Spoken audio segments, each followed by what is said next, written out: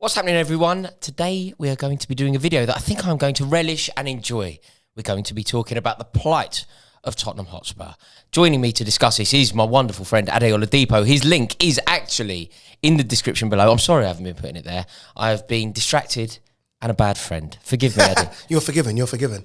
Plight's a strong word. Pardon? Plight for Spurs. Is it Still not in the plight? top four, top of their Champions League group.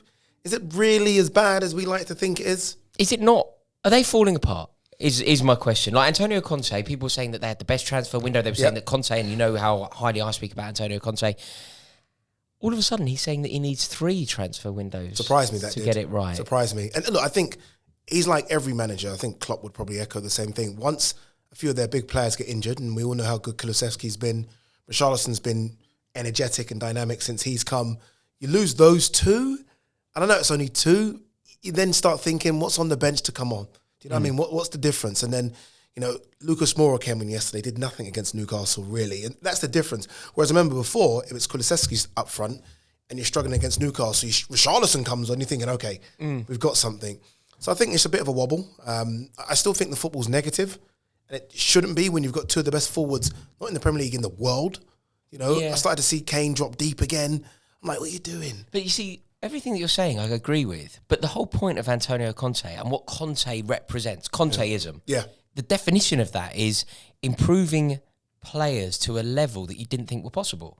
So it isn't about recruitment. It isn't about transfer windows. It's about Antonio Conte is going to take the bare minerals of the team and elevate everything. Everybody is going to become a player that you didn't necessarily anticipate they could. So, for example... Hasn't it happened?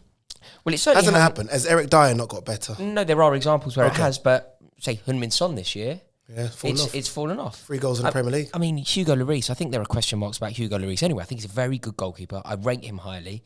Not as highly as Tottenham fans seems to.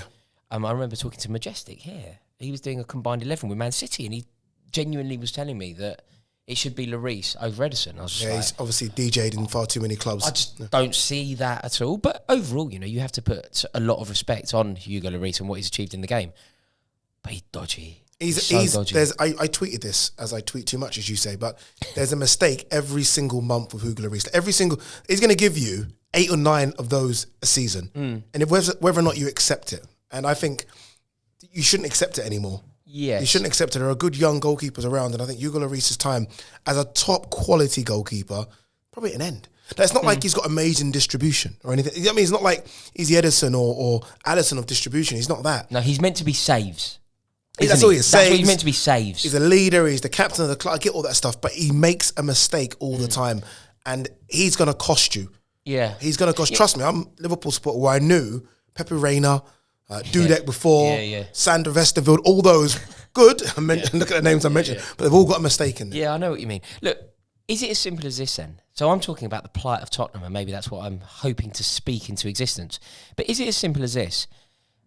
Richarlison out, Kulusevski out, Højbjerg out, and therefore the team is struggling? Is it as simply they've had a few injuries and therefore they are struggling? Romero was out as well, wasn't he? Yeah. So is it simply that, and when those players come back, they'll be fine? Or do you think there's something deeper going on at Tottenham, and there are genuine problems at the club? No, I don't think they're genuine problems. Look, the expectations are now bigger. Conte is there now. They sneaked into top 4. They got into a top 4 position. They made some good signings. Even with all those players in, I remember them against Arsenal. Arsenal played them off the park. In the big games this season, for some reason, and I said this a lot about Conte, he's playing with the Handbrake Cup. When he plays against the big boys, your Man Uniteds, your Arsenals, now your Newcastles, they're getting torn apart. Yeah, it makes no sense. No, but you can't do that, Ad. I think you've been too generous to Tottenham there. You can't go Manchester United, Man City, Man United, Arsenal, Newcastle. Yeah, sorry, you could be, but then you can't throw Newcastle into the same bracket as the team that are top of the league and Manchester United. Newcastle United aren't comparable to Manchester United. Or I agree, but bearing in mind what they've done this season, only lost once Newcastle. That's why I put them in that bracket. At White Hart Lane, this game. I know it's embarrassing. At White Hart. And by the way, 2-1 was kind. 2-0 at half time, and Newcastle had 2 or 3 chances before Kane scored. Yeah. But also they were too good. They were too good, you know. And when maybe this is down to the recruitment. You look at the recruitment at Newcastle, And they've got it so spot on, haven't they? They have signed players that have bought into both being brilliant footballers, but the team ethic. Kieran Trippier arriving, captain, leading by example at the back. Bruno Guimaraes, happy to do anything for the team. £35 million, by the way. You know, when you look at what's going on at, say, most other clubs. I see what you're doing with Newcastle. I think we could also do that with Tottenham prior to the start of the season, and even up until the last few games. Basuma, fantastic, bargain. Like the way you're saying Guimaraes was a bargain, so was Basuma. Richarlison up front, dynamic, energetic. Perisic coming in, experienced, European experience. So why isn't it working? Or am I being a bit disingenuous by phrasing it like that? What did we expect from them? That's what I was about to say. Have I been cruel in the way that I phrased that? Because what I said to you was, and I put you on the spot, I said, so why isn't it working? Yeah. Assuming that you agree that it isn't working. Is it working and I'm just being too harsh? They're in the top four. They're in the top four. They're winning games. Yeah. By en masse. Yeah. They're doing well in multiple competition. Yeah. Is the title of this video completely misleading? I think you know what the problem is? The problem is that Arsenal, Man City. Arsenal started so well, Man City started so well, and if it, you know, it's a bit like what you said about Haaland. When Kane's got 10 goals and it seems to be a bad season because Haaland's got 17. Maybe every team's just stepped up a bit more than we expected. I didn't expect Arsenal to have lost one game so far this season. Man City are doing Man City things. I don't know with Spurs. I do think we're being a bit harsh. My thing with Spurs is that the football's too negative. I don't think the results are as bad. Look, I'm a Liverpool fan, so trust me when I say it can be worse. I just think the football's negative, and I want to see them play with the players that he's brought in to play football. And right now, it's not great football under Conte. Tottenham won they've got 6 points in the last 5 games. They've won 2 out of 5. Yeah. That in itself is completely unacceptable. I agree. You lost to Arsenal, though, at the Emirates. Yeah. I mean, it was never going to be easy doing that one. You've lost to Man United. Was that Old Trafford? That was at Old Trafford. At Old Trafford. Man United have seemed to have done a lot of teams at Old Trafford. Trust me, Arsenal and Liverpool fans will tell you. And then you lost to Newcastle. One's that one that hurts the most because you're at home and you're losing to a side that you should be beating. But the other two are not bad. Emirates and Old Trafford. I'm going to tell you now, not many teams are going to the Emirates this season and getting anything. I suppose that's probably true. Do you think they make top 4? And crucially, do they have to make top 4 for this season to be acceptable? They have to make top 4 because they made it last season and then he's made some good signings. Everyone keeps telling you that Tottenham won the window. I'll disagree and say Arsenal won it, but everyone says that. So you can't then go backwards having bought in Basuma, having bought, made the Kulusevski one permanent, having bought in Perisic and Jed Spencer we've not really seen this season. You can't go backwards.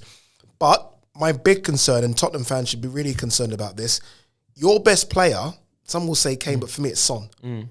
He's got 3 goals this season. Yeah, it's not acceptable. That's not acceptable. And that sometimes has to go down to Conte. Fair. Do you think how are you not right, getting the best of Son? Do you think they get it right? Ultimately, will Tottenham make top 4? Because if you think they're going to make it and they potentially nick a trophy, which they can always do with Conte. That's it for me. It's not about top 4. Conte's been brought in. Look, you end the run. Exactly. He was your manager under Chelsea. Yeah. It wasn't about pretty football. It's a case of coming in and winning something, and we're going to take the football, which is a bit dire at times, a bit like Mourinho. If you come in and play this dire football and we don't win, what's the point then? You've come in to break the duck. So let's see. So basically, it's fine at the moment because they're still in competitions, they're still competing, they're still in the top 4. It's not quite as drastic as perhaps I am hoping it could be. Mate, if we redo this video on, when did they play Sporting Lisbon? Tuesday, Wednesday? Yeah. And they lose to Sporting Lisbon, who beat them 2-0, by the way, at the away fixture, then we might have a problem. Arthur if they don't make the Champions League... Which I thought was very funny. His character scored. If they don't make the Champions League knockout stages... Then there's an issue. Then there's a massive issue. Interesting. As always, Addy, thank you so much for joining me. Please do me one favour before you go. I really do need you to do me this favour. Please subscribe to Addy's channel because I've sold him a massive disservice. I keep asking you and imploring you to subscribe to his channel, and then I don't put the link, and he's very annoyed with me. So do me a favour. Click subscribe on Addy's channel. Thank you for watching this video. Let me know in the comments. Do you agree with our suggestions that Tottenham could be moving in the wrong direction, or is Addy correct and it's all a little bit... needs to be calmer than perhaps I'm suggesting. Thank you so much. See you in a bit.